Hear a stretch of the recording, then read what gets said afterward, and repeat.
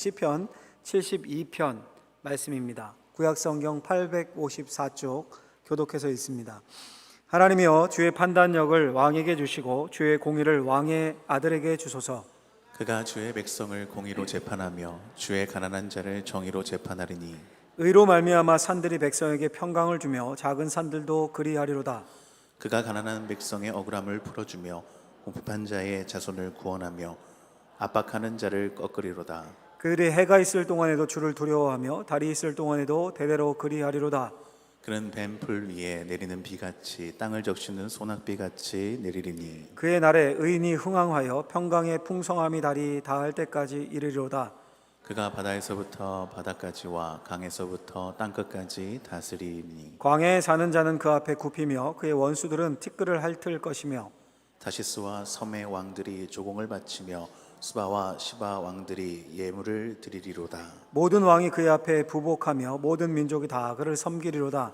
그는 궁핍한 자가 부르짖을 때에 건지며 도움이 없는 가난한 자도 건지며 그는 가난한 자와 궁핍한 자를 불쌍히 여기며 궁핍한 자의 생명을 구원하며 그들의 생명을 압박과 강포에서 구원하리니 그들의 피가 그의 눈앞에서 존귀 여김을 받으리로다. 그들이 생존하여 스바의 금을 그에게 드리며 사람들이 그를 위하여 항상 기도하고 종일 찬송하리로다. 산 꼭대기의 땅에서도 곡식이 풍성하고 그것의 열매가 레바논같이 흔들리며 성에 있는 자가 땅의 풀같이 왕성하리로다. 그의 이름이 영구하며 그의 이름이 해와 같이 장구하리로다. 사람들이 그로 말미암아 복을 받으리니 모든 민족이 다 그를 복되다 하리로다. 홀로 기이한 일들을 행하시는 여호와 하나님 곧 이스라엘의 하나님을 찬송하며 그 영화로운 이름을 영원히 찬송할지어다. 온 땅에 그의 영광이 충만할지어다. 아멘 아멘. 이새의 아들 다윗의 기도가 끝나니라. 아멘. 기도하겠습니다. 하나님 아버지, 감사합니다. 우리를 부르셔서 하나님 아버지 앞에 세우셨습니다. 아버지의 말씀을 받습니다. 이 말씀이 우리를 살리고 우리를 결단으로 이끄는 말씀이 되게 하여 주옵소서. 성령께서만 역사하실 것을 믿으며 예수님의 이름으로 기도하옵나이다. 아멘. 오늘은 정의로운 나라라는 제목으로 하나님의 말씀을 전하고자 합니다. 이번 주 화요일이 8.15 8월 15일 광복절입니다. 광복 78주년이 되는 해인데요, 아마 국경일 중에서도 제가 생각하기에는 가장 중요한 국경일일 것 같습니다. 왜냐하면 일제강점기를 끝내고 대한민국의 독립을 선언한 날이죠. 1945년. 만약에 여러분 해방이 되지도 않고 지금까지도 일제강점기 식민지다라고 생각해 보십시오. 우리의 삶이 이렇지 않겠죠. 완전 달라졌겠죠. 적어도 광복절만큼은 우리가 대한민국 국민으로 나라에 대해서 생각하고 꿈을 꾸고 기도하고 그런 날로 삼으셨으면 좋겠습니다. 혹시 이런 생각을 하는 분이 있을 수 있습니다. 아니, 이 소중한 설교 시간에 무슨 국가가 어쩌고 광복이 어쩌고 정치인들이나 하는 이야기지, 영적인 일, 예수님 이야기, 복음만 이야기하면 되지, 이렇게 생각할 수 있는데 올바른 생각은 아닙니다. 왜냐하면 여러분, 이 땅에서 영적인 일, 하나님의 나라를 가장 많이 말씀하신 분이 누굴까요? 예수님이에요. 예수님. 예수님도 나라 걱정하셨습니다.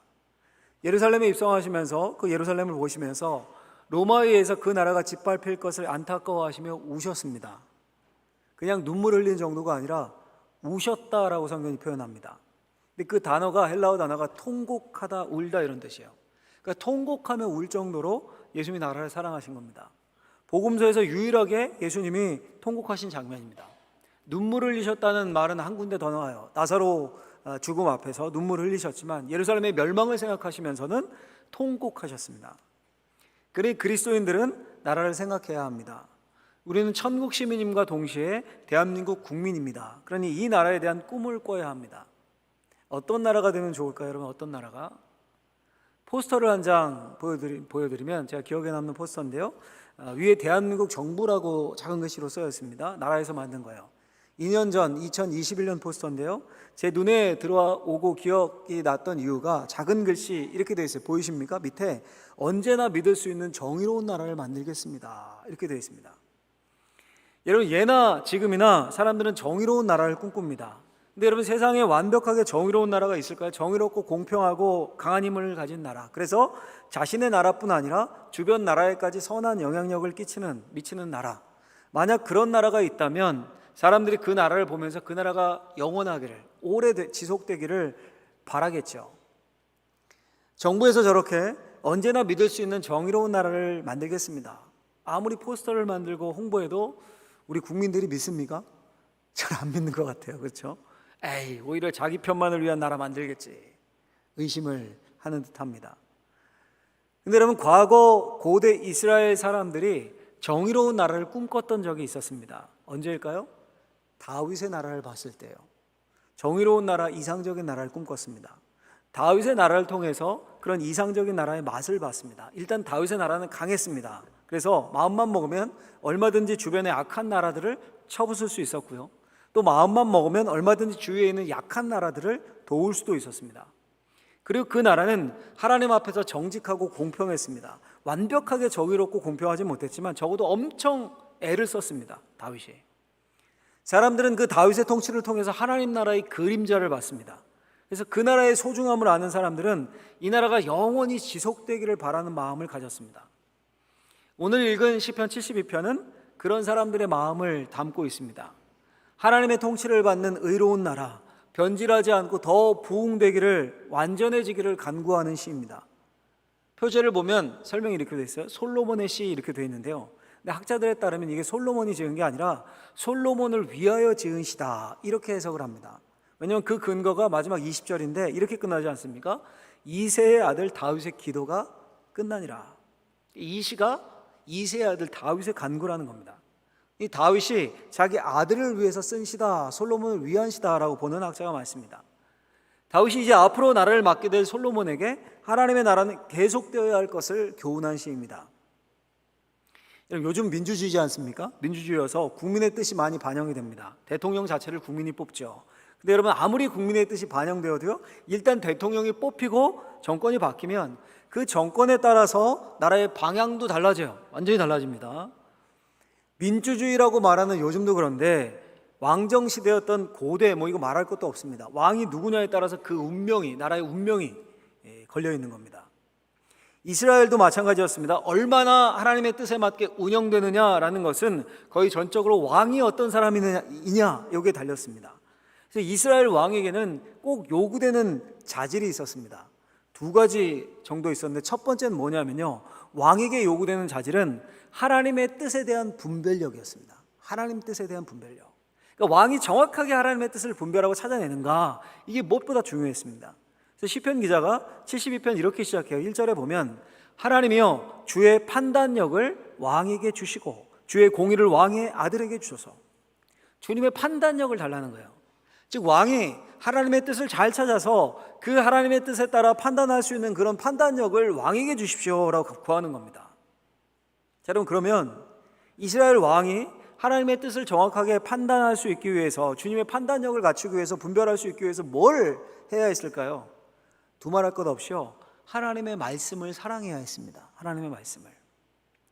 하나님이 여호수아를 모세의 후계자로 세우실 때 이렇게 명령을 합니다. 여호수아서 1장 8절에 보면 이 율법책을 내 입에서 떠나지 말게 하라.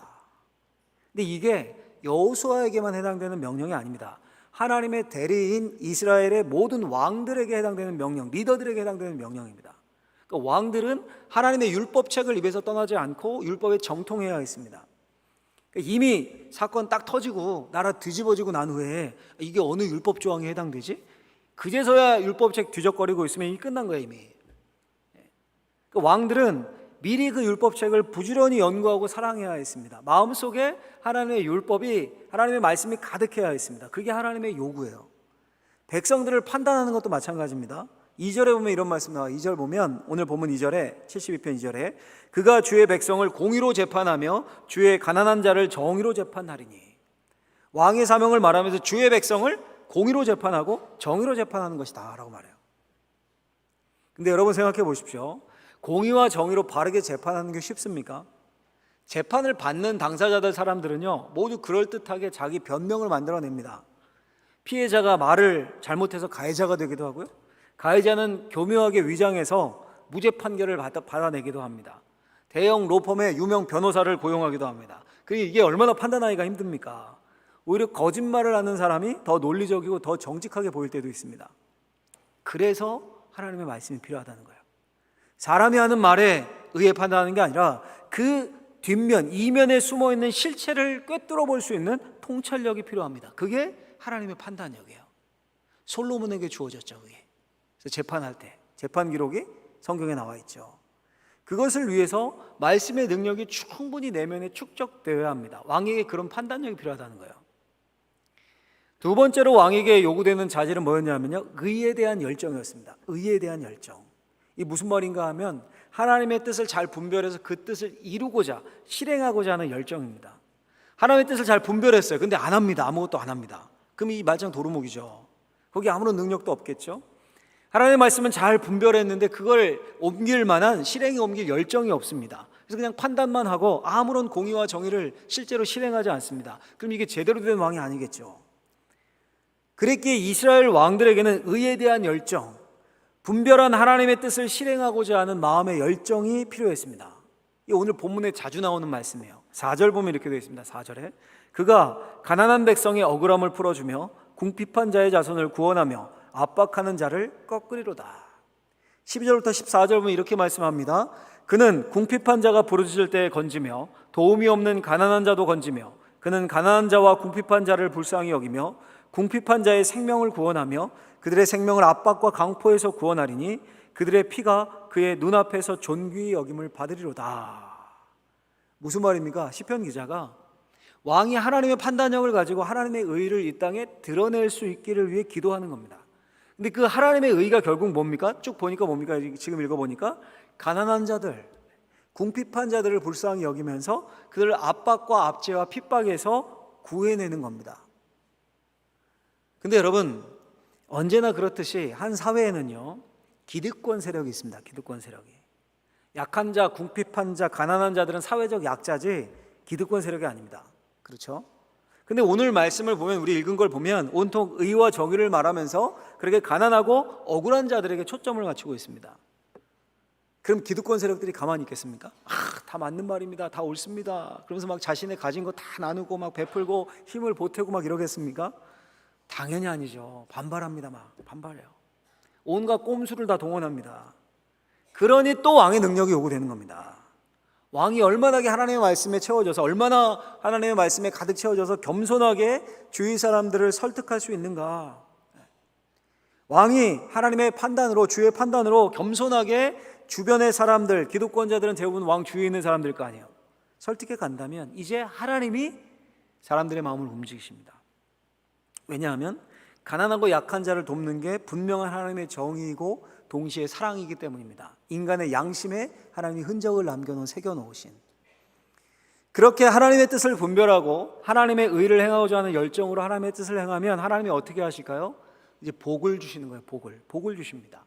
3절 말씀 보면 이렇게 되어 있습니다. 3절 의로 말미암아 산들이 백성에게 평강을 주며 작은 산들도 그리하리로다. 산들, 작은 산들이 백성에게 평강을 준다. 무슨 말입니까? 자연이 회복된다는 거예요. 자연이.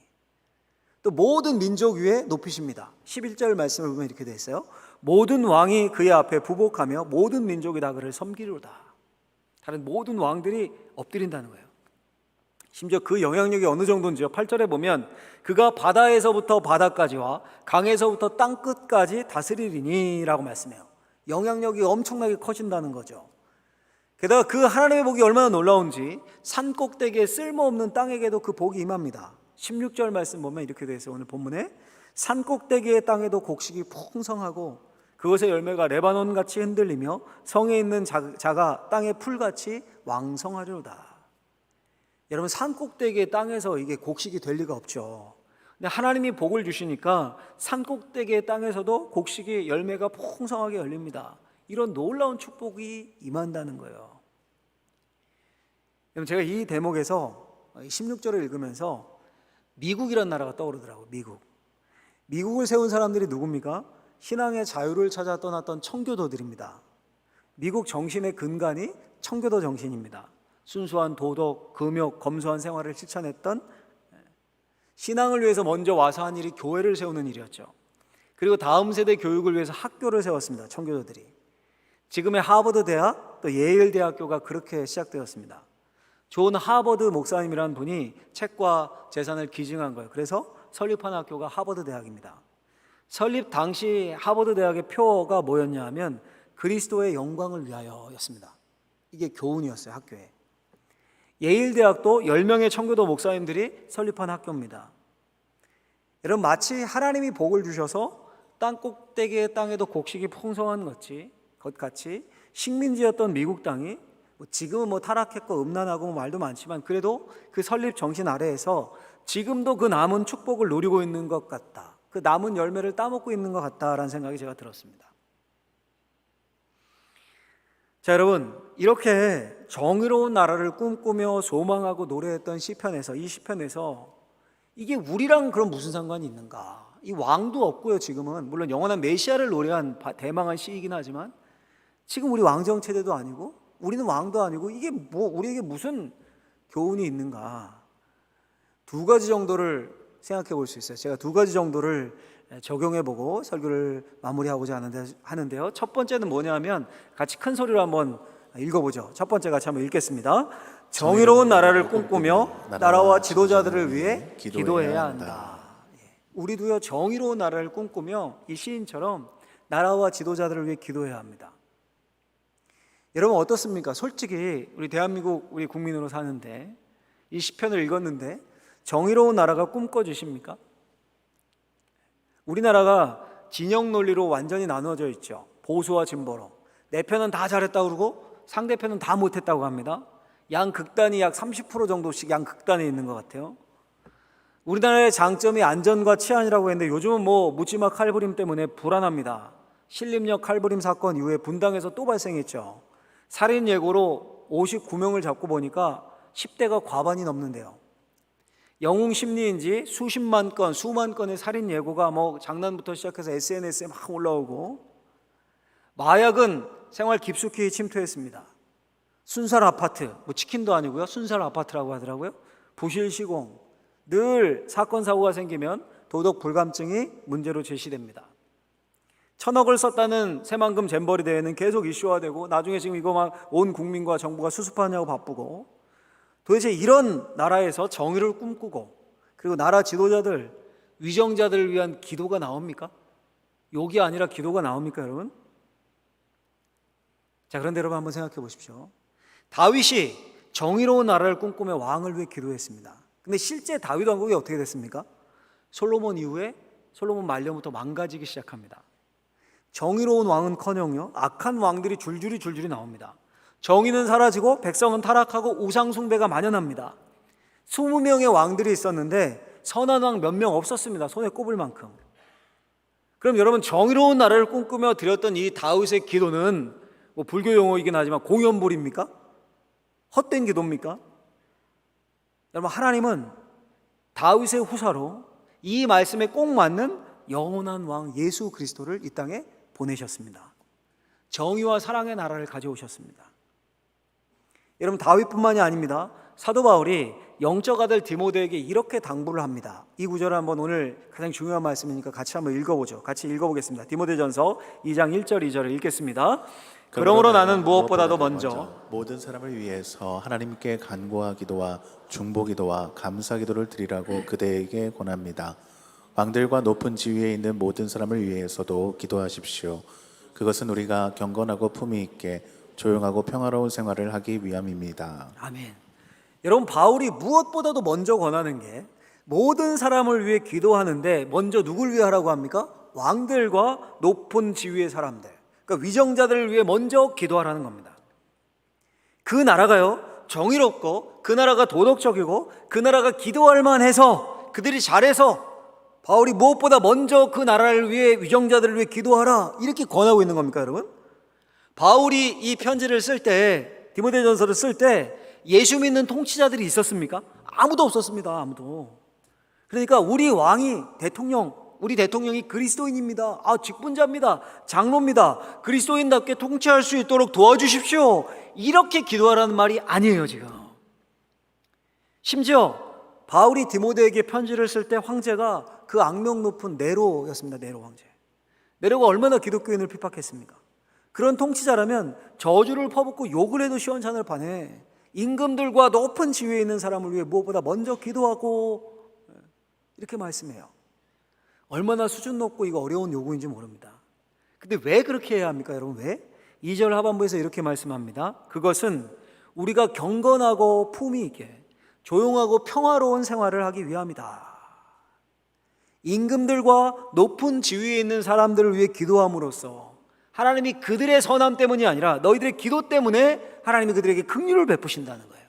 그래서 뭐가 유지됩니까? 평화가 유지됩니다. 전쟁이나 소요가 없게 됩니다. 좋은 통치자, 좋은 정부가 가져오는 유익이 엄청나게 크죠. 그래서 신앙생활과 경건을 지키는데도 굉장한 유익이 된다는 겁니다. 경건하고 품위 있게 조용하고 평화로운 생활이 가능해진다는 거예요. 여러분, 우리 기독교는요, 이 땅에 들어올 때부터 나라를 사랑하는 종교였습니다. 구한 말에는 충군 애국의 종교였습니다. 일제강점기에는 일제에 저항하여서 민족운동을 일으켰습니다. 아시다시피 3.1 독립선언문에 서명한 민족대표가 33명이었죠. 그 중에 절반이 16명이 기독교인이었습니다. 6.25 전쟁 때, 그리고 그 이유는 반공이 나라를 살리는 길이라고 생각해서 반공이 앞장섰습니다. 산업화 시대 때는 근면성실을 강조하면서 열심히 일했습니다. 그 근면성실의 정신, 뿌리가 어디입니까? 성경입니다. 프로테스탄트 윤리. 민족을 복음화하는 길이 나라 사랑의 길이라고 생각했습니다. 그런데 한번 생각해 보십시오. 그때 그 시절에 그 나라가 지금보다 훨씬 나은 나라였습니까? 탐과 놀이, 부정부패 뭐 이거 말할 것도 없었습니다. 군부 독재, 인권 탄압은 예사였죠. 경제적으로는 찢어지게 가난했습니다. 그런데 우리 믿음의 선조들은 정의로운 나라를 꿈꾸며 그리스도의 계절을 꿈꾸며 간절히 기도했습니다. 정말 간절히 기도했어요. 서울 삼각산이라는 산 꼭대기에요, 기도원이 있었는데 그걸 구국기도원이라고 불렀어요. 구국기도원. 1960년대 이후 삼각산 기도원에서 삼각산 바위에서 수십 년 구국, 나라를 위한 구국재단을 쌓은 사람이 얼마나 많았는지 모릅니다. 그런 기도원이, 그 구국기도원이 전국에 한둘이 아니었습니다. 그 기도의 결과가 오늘날 우리고 오늘날 대한민국이에요, 여러분. 물론 여러분, 지금 이렇게 잘 살게 된 대한민국을 뭐 사회적으로라든가 문화적으로, 경제학적으로 여러 방면에서 분석할 수 있을 겁니다. 그런데 우리는 영적으로 분석해야 돼요. 신앙인들은 그렇죠. 하나님의 눈으로 봐야 되는 겁니다.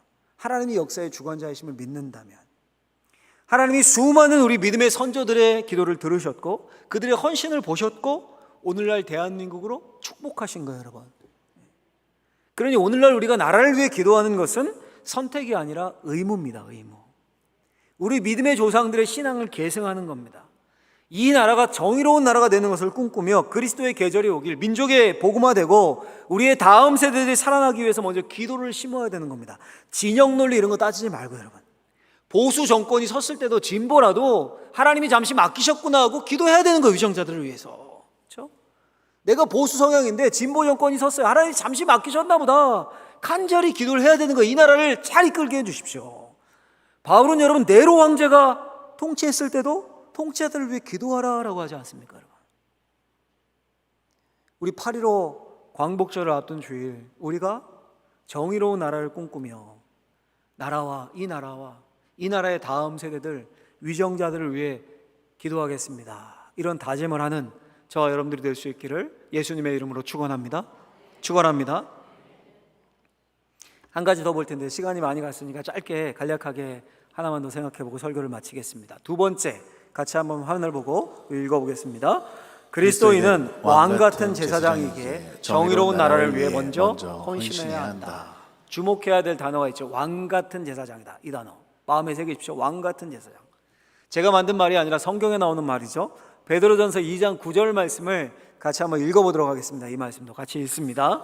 그러나 여러분은 택하신 족속이요 왕같은 제사장들이요 거룩한 나라요 그분의 소유된 백성이니 이는 여러분을 어둠에서 불러내어 그분의 놀라운 빛으로 들어가게 하신 분의 덕을 선포하게 하기 위한 것입니다. 아멘.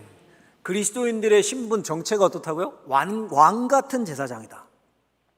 그러니 정의로운 나라는 대통령, 위정자들에게만 책임이 있는 것이 아닙니다. 시편 72편을 왕에게만 적용하고 메시아시니까 예수님께만 적용된다, 영원한 왕을 바라보면서 쓴 시다, 그렇게만 적용해서는 안 됩니다.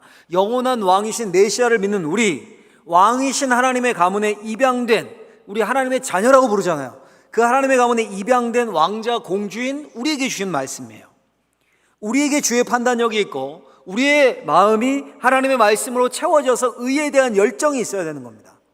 우리가 가난한 자, 약한 자 그 소식을 들으면 먼저 마음 아파하고 기도가 먼저 터져나오고 공의와 정의를 갈망해야 합니다. 하나님의 아름다운 덕을 선포해야 되는 거예요. 물론 쉽지 않죠. 그러나 여러분 그렇게 할 때 하나님의 축복이 임합니다. 오늘 시편 72편 17절 말씀에 사람들이 그로 말미암아 복을 받으리니 축복의 통로가 된다는 거예요. 우리 스스로 그렇게 하는 게 아니라 하나님이 그렇게 사용해 주시겠다는 겁니다. 여러분 수도권에 가면 이제 지하철이 많잖아요. 1호선부터 뭐 몇 호선까지 있습니까? 뭐 8호선, 9호선까지 막 있죠. 쫙. 지하철역 중에 상록수역이라는 역이 있습니다. 4호선에 있는 역인데요. 안산에 있어요. 경기도 안산에. 시문의 소설 상록수를 딴 영명입니다. 소설 상록수의 그 주인공이 최영신인데요. 최영신. 일제강점기 때 그곳 그 상록수 그 지역이 시골이었거든요. 그곳에서 봉사하다간 최용신 선생님을 모델로 해서 쓴 소설이 상록수예요. 그 이름을 최영신으로 바꿔서 소설을 이렇게 썼는데요. 사진 한번 보여주시면 저분이 이제 최용신이라는 분입니다. 원산에서 5남매 중에 둘째 딸로 태어났습니다. 선교사님이 운영하시는 루시 여자 보통학교를 최우동으로 졸업했습니다. 그리고 감리교 서울의 협성신학교에 입학을 합니다. 여러분 왜 지식인들이 많이 배운 사람들이 많아지면 무슨 현상 나타납니까? 식민지 통치가 어렵겠죠. 왜냐하면 막 깨우쳐서 의식이 깨서 막 데모하고 막 이러니까 주도하고 막 이러니까. 그래서 일제가 신규 학교 설립을 금지합니다. 그리고 기존의 민족 학교들마저 이렇게 폐쇄하는 그런 정책을 펴니다. 우민화 정책인 거죠. 그러니 당시 중고등 교육을 받은 이들은 특혜받은 극소수에 불과했었던 겁니다. 근데 이 최용신이 이런 생각을 했습니다. 이 중등 교육을 받은 우리가 화려한 도시 생활만 동경하면서 일신의 영달만 도모한다면 저기 버림받은 농촌 아이들의 까막눈은 누가 뜨게 해주겠는가. 그 마음으로 신학교 3학년 때 여자 기독교 청년회라는 게 있어요. YWCA라고 지금도 있습니다. 그 후원으로 시골로 가요. 시골로. 지금 상록수라고 불리는 그 지역. 근데 그때는 샘골로 불렸습니다. 샘골, 시골 샘골.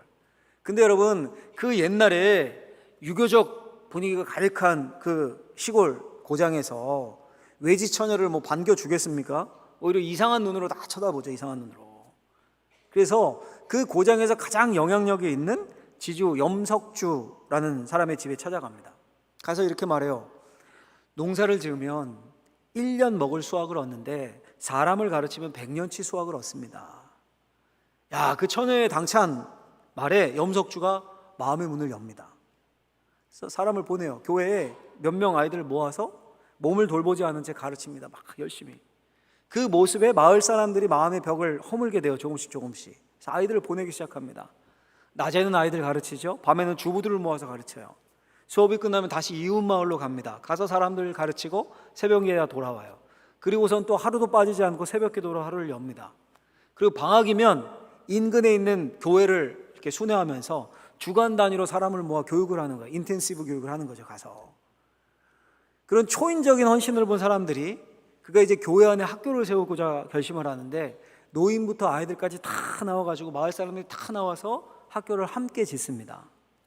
그야말로 일심동체가 된 거죠. 이렇게 시간이 흘러요. 한 2년 5개월쯤 지납니다. 최영신이 공부를 중간에 포기했으니까요. 실력을 더 길러야겠다. 이 마음으로 일본 유학길에 나섭니다. 근데 한 3개월도 걸리지 않아서 병이 듭니다. 병이. 너무 몸을 쓴 거죠. 그가 병에 걸려서 고구로 돌아온다라는 소식을 듣고 샘골 사람들이 이렇게 전가를 보냅니다. 누워있어도 좋으니까 제발 우리 마을로 돌아와 달라 부탁을 해요. 최용신도 죽더라도 샘골에서 죽자. 그리고 돌아옵니다. 좀 몸이 차도가 있었던 것 같아요. 그 헐벗은 사람들 속에 들어가서 다시 교사로, 마을 지도자로, 때로는 상담자로 헌신하던 중에 병이 도집니다. 병이 도져요. 그리고 죽게 됩니다. 죽으면서 최용신은 이 학교만은 여러분들의 손으로 살려가십시오. 유언한 뒤에 그토록 사랑하던 자기가 사랑했던 그 학생들 아이들 이름을 숨이 넘어가는 그 순간까지 한 명 한 명 부르면서 숨을 거둡니다. 지금으로부터 한 100여 년 전의 이야기예요, 여러분. 지금도 안산에 110년 된 샘골 교회와 이 최용신 기념관이 있습니다. 우리 믿음의 선조들. 근데 여러분, 이런 분이 한둘입니까? 한국 교회사 찾으면 한둘이 아니에요. 너무도 많습니다. 우리가 잘 아는 그 손양원 목사님, 여기서 가까운 함안에 가면 손양원 목사님 기념관이 있습니다. 안 가신 분들은 꼭 한번 가보십시오. 근데 정식 명칭이 이렇게 되어 있어요. 그 기념관 명칭이 이겁니다. 애국지사 산돌 손양원 기념관. 애국지사 산돌 손양원 기념관. 입구에 가면 이런 글이 새겨져 있습니다. 하나님 사랑, 사람 사랑, 나라 사랑. 이렇게 되어 있어요. 하나님 사랑, 사람 사랑, 나라 사랑. 여러분, 참 그리스도인은 나라를 사랑합니다. 정의로운 나라를 위해 기도만 하는 게 아니라 헌신의 삶을 삽니다. 여러분, 뭐 대단한 걸 합니까? 대단한 걸 합니까? 최용신 선생님은 참 선생님이 되었을 뿐이에요. 손양원 목사님은 참 목사님이 되었을 뿐입니다. 그랬더니 애국지사 타이틀이 붙어요. 8.15 광복절을 우리가 앞두고 있습니다. 우리 조상들이, 믿음의 선조들이 피 흘려 지킨 나라, 목숨 바쳐 세운 대한민국이 이 땅의 교회들입니다. 우리가 여러분 그리스도인으로서 정의로운 나라를 꿈꿔야 돼요. 여러분, 꿈꿔야 됩니다. 그리고 왕같은 제사장으로 거룩한 나라, 하나님의 나라를 이 땅에서 산다면 자연스럽게 우리도 뭐가 되는 거예요? 애국자가 되는 거예요, 여러분. 애국자. 뭔가 대단한 걸 해서가 아니에요. 참 그리스도인이 된다면 애국자가 되는 겁니다. 진영 논리에 따른 게 아닙니다. 여러분, 성경에 따라서 그때 우리를 보고 하나님이 이 나라를 지키시고 보호해 주실 겁니다. 오늘 말씀처럼 사람들이 그로 말미암아 복을 받으리니, 우리로 말미암아 복이 임하게 되는 거예요. 수백만의 그리스도인들이 나라를 위해 기도한다면, 수백만의 그리스도인들이 참 그리스도인이 된다면 하나님은 이 나라를 축복하실 겁니다. 그럴 수밖에 없어요. 하나님 사랑, 사람 사랑, 나라 사랑 마음에 새기고 정말 나라를 위해 간절한 마음으로 정의로운 나라를 꿈꾸며 그리스도의 계절을 꿈꾸며 기도할 수 있는, 기도부터 할 수 있는 저와 우리 사랑하는 방언진제교회 모든 성도님들이 되시기를 예수님의 이름으로 축원합니다. 기도하겠습니다. 하나님 아버지, 감사합니다. 자유로운 대한민국을 주셔서 마음껏 모여 예배할 수 있게 하신 하나님, 감사와 영광을 올려드립니다. 우리 선조들의 기도와 우리 믿음의 선조들의 헌신이 지금의 축복을 가져온 줄로 믿습니다. 우리 역시 정의로운 나라를 꿈꾸며 하나님, 우리가 있는 자리에서 헌신하며 기도할 수 있는 우리들이 되게 하여 주옵소서. 예수님의 이름으로 기도하옵나이다. 아멘.